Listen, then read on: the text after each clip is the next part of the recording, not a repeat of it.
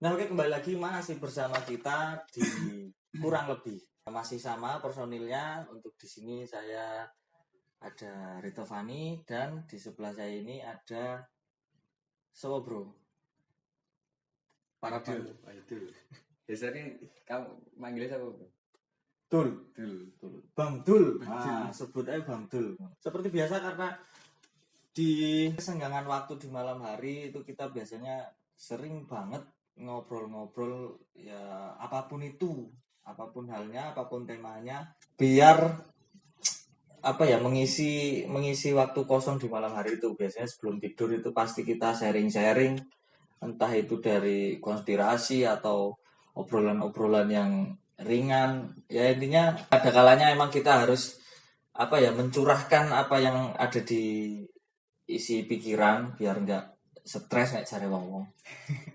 Apa-apa nek dipendem dhewe jare stres, Bu.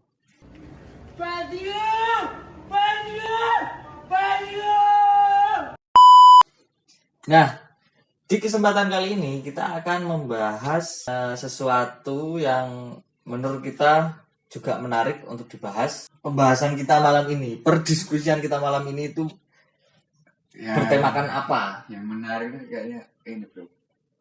Banyak kita kutipan lah. Nah, Jadi apa sih kutipan itu? Ya bisa dikatakan pepatah lah. kata-kata bijak. Iya, kita bijak. Kata bijak dari negeri Cina biasanya. Iya, boleh lah. Ya mungkin itu tema pembahasan kita malam ini, yang dimana banyak banget pepatah-pepatah Cina kuno sih katanya. Tapi kita berhasil merangkum pepatah-pepatah yang sekiranya menarik buat dijabarkan menurut sudut pandang kita masing-masing. Pepatah-pepatah yang kita ambil ini relevan di kehidupan sehari-hari. Iya. Harusnya sih, karena bisa dibuat contoh juga kalau memang bisa diterapkan gitu. Itu kembali lagi ya, itu menurut sudut pandang kita masing-masing. Dimulai dari apa, Bro? Ini, Bro. Mutiara tidak terletak di pantai. Jika menginginkannya, kamu harus menyelam untuk itu. Bagaimana dengan arti itu, Bro, dan sudut pandangmu tentang kata-kata itu? Untuk yang pertama yang dari saya tangkap, mutiara kan ya memang nang jero kerang, Bro. Iya kan? Iya. Kerang kira yang pantai, Bro, Ripe. Kerang itu pasti ada di bawah permukaan air. Secara filosofis, menurut kuwi, kita nggak serta-merta dapat apa yang kita inginkan tanpa adanya usaha. Jadi ketika kita mau menginginkan apa, kita harus terjun mendalami sesuatu hal yang berkaitan dengan itu agar kita bisa mencapai sesuatu yang kita ingin itu. Contohnya, ketika emang kamu menginginkan kecerdasan atau pengetahuan tentang suatu hal, kamu berarti harus banyak-banyak belajar atau membaca buat bisa kamu tahu tentang pengetahuan itu. Itu yang dimaksud dari menyelamnya, Bro. Kita harus mendalami intinya. Ketika kamu mau bisa, kita harus mendalami sampai benar-benar bisa, sampai kita bisa menuju ke titik di mana yang kita tuju. Kalau menurutmu? Kalau menurut saya, pecah mungkin ya, mutiara dan menyelam. Berarti mutiara itu adalah tujuan atau keinginan, menyelam adalah dan menyelam adalah usahanya. Di saat kita memiliki keinginan seperti mutiara yang sangat bernilai, indah, berarti kan besar tujuannya. Harus berusaha dan berkorban untuk melakukan proses-proses yang dicapai, Bro. Berjuang. Iya, berjuang. Tidak seinstan itu. Jadi ya butuh proses. Mau makan mie instan kan butuh proses, direbus dan lain-lain. Kan menyelam, Bro. Berarti itu tak terbatas waktu, Bro. Aku cinta kepadamu, tak terbatas waktu. spotnya juga nggak tahu tuh. Tujuan mutiaranya itu di mana. Ya. Jadi nggak bisa diprediksi. Nggak bisa diprediksi tuh. Arahin di mana, terletaknya di mana, kedalamannya berapa. Berarti kan di saat kita ingin mencapai sesuatu, kalau kita udah mengusahakan ternyata belum dapat atau belum diberi, berarti harus terus dilakukan lebih dalam lagi. Dan apakah kita polos benar-benar tanpa peralatan, Bu? Jadi kalau kita hubungkan atau ilustrasikan ya mungkin ya dalam mencapai tujuan itu berarti evaluasi atau pembenaran apa yang harus kita lakukan di langkah berikutnya kalau langkah itu masih gagal. Gimana Bro menurutmu? Iya, masuk. Jadi kita tetap dalam perjalanan itu kita tetap ketika kita belum mencapai titik itu kita harus introspeksi ulang. Apa yang menurut kita belum dirasa benar agar bisa menjadi benar. Iya. Apa sesimpel itu Bro? Hah? Apa sesimpel itu penjabaran dari pepatahnya? Menurut sudut pandangku yang saya tangkap, poin-poin penting yang digariskan di pepatah itu itu jika kita ingin mendapatkan sesuatu yang indah, nggak instan kita harus mendalami hal tersebut, makin banyak belajar, makin banyak berpengalaman dengan adanya evaluasi diri itu ketika kita mengalami kegagalan. Bukan kegagalan sih, kayak mungkin belum saatnya beruntung. Keberuntungan belum datang kan?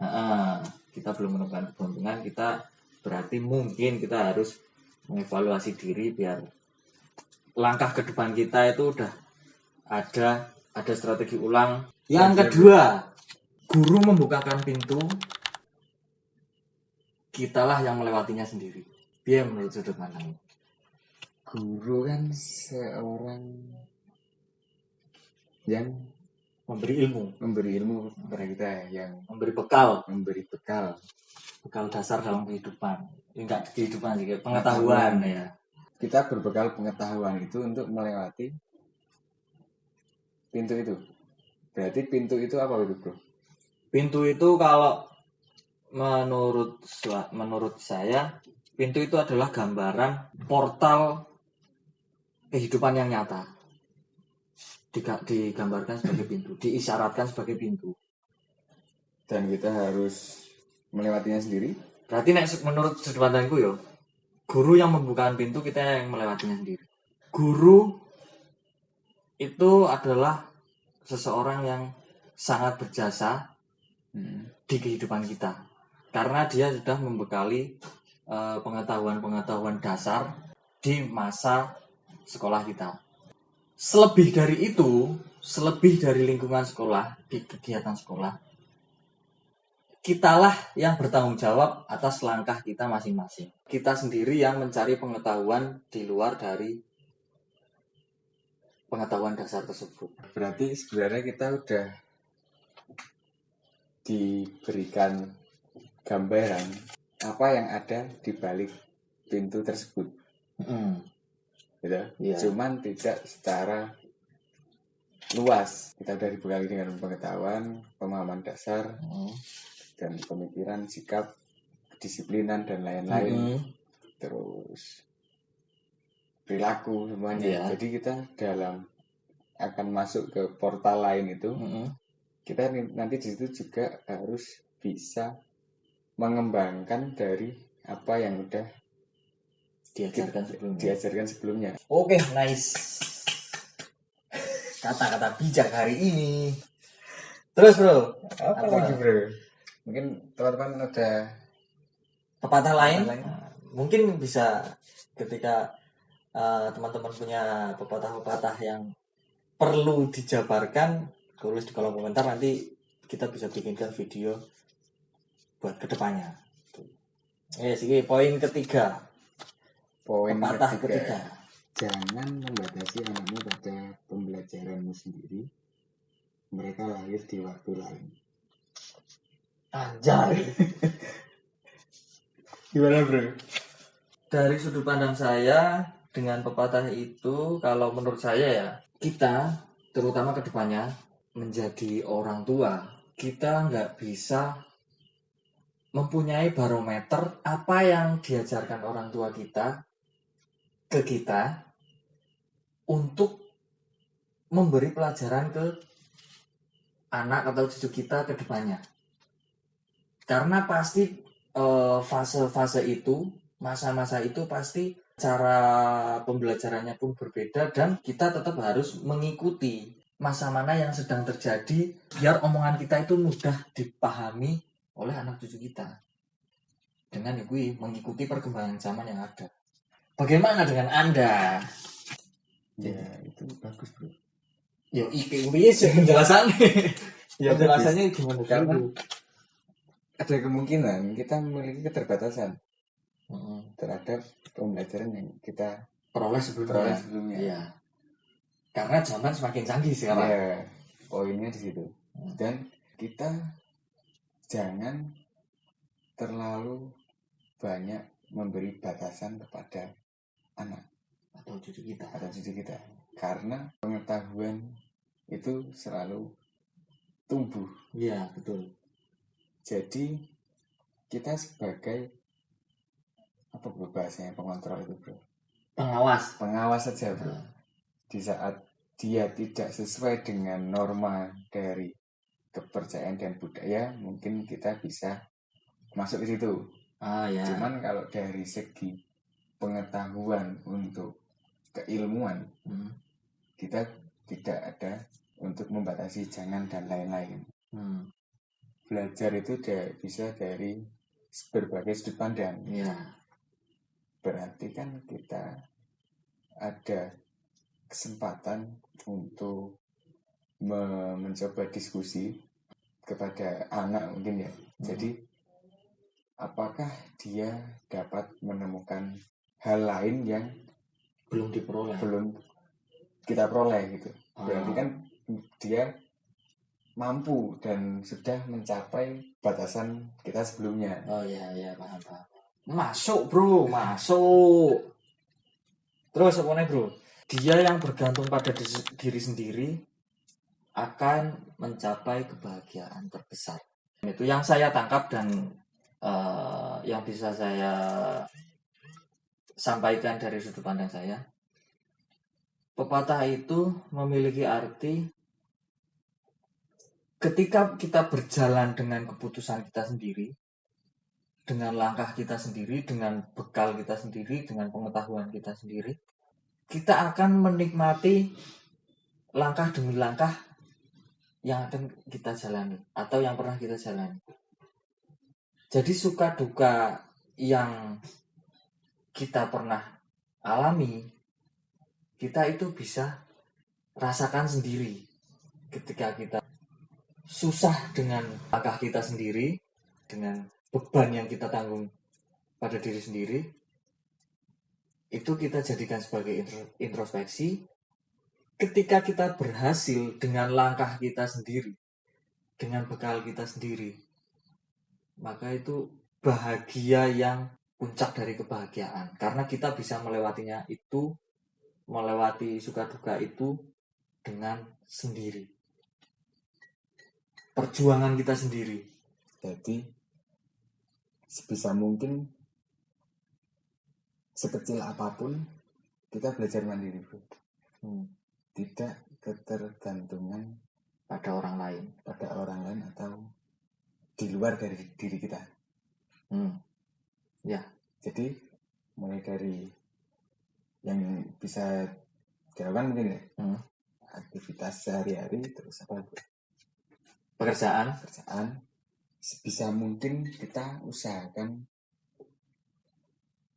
atas karya kita sendiri, sehingga kita tidak ketergantungan yang ada di luar diri kita.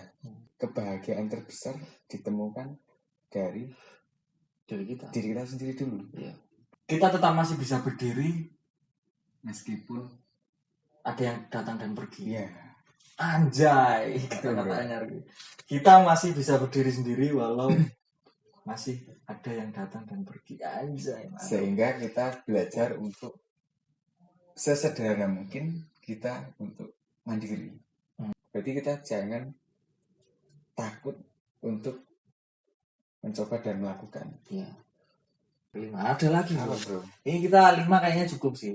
Enggak tahu. Tiap hari membahas 5 kayaknya cukup. Ini isinya kayak pepatah Cina. Makin banyak kenalan yang kamu miliki, makin sedikit kamu mengenal mereka. Apa itu? Anda punya pendapat sendiri dulu. Di saat kita menemukan orang-orang baru, kita tidak bisa fokus untuk mengenali mereka karena kita nanti ketemu orang lain, jadi kan kita tidak tahu tuh ya karakter yang sebenarnya. Ya itu benar. Aku ya satu pemikiran, makin banyak kenalan yang kamu miliki, makin sedikit yang kamu mengenal mereka ya. Karena semakin banyak orang-orang di sekelilingmu, fokusmu atau pendalamanmu terhadap satu orang itu pasti semakin berkurang. Karena fokus kita bakal terpecah di masing-masing orang karena kita berusaha mengenal mereka semua.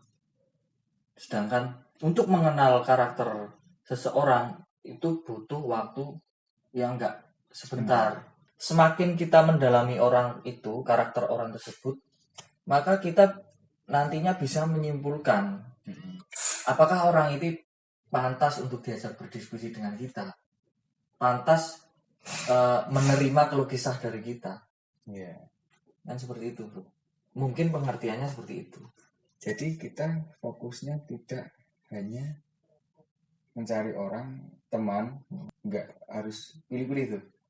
Cuman dalam proses itu kita tuh tidak hanya dikenal, sebatas dikenal toh. Tapi kita bisa diingat dengan sikap-sikap kita. Tidak ada salahnya kita mengenal banyak orang. Cuman kita juga menjadi contoh pribadi yang baik, bro. Bisa lebih menyederhanakan nggak? Nah ya kita saling memberi kesan dan pesan. Ketika kita berkesan untuk seseorang, maka orang itu bakal selalu teringat kesan kita. Untuk pembahasan pepatah Cina kuno kita, untuk malam hari ini kita batasi 5, karena masih banyak pepatah-pepatah yang bakal kita bedah, bakal kita diskusikan seperti ini, bakal kita obrolkan untuk menu pembahasan malam hari berikutnya. Dan mungkin untuk bagi teman-teman yang punya pepatah-pepatah yang menarik buat dicari tahu artinya itu apa, teman-teman bisa tulis di kolom komentar. Dan apabila ada teman-teman yang memiliki pendapat lain dari topik-topik yang kita bahas malam ini, bisa juga tulis di kolom komentar. Oke. Terima kasih bagi teman-teman yang udah mendengarkan obrolan malam kita hari ini. Kurang lebihnya mohon maaf. Dan sampai ketemu di pembahasan kurang lebih berikutnya. Dah.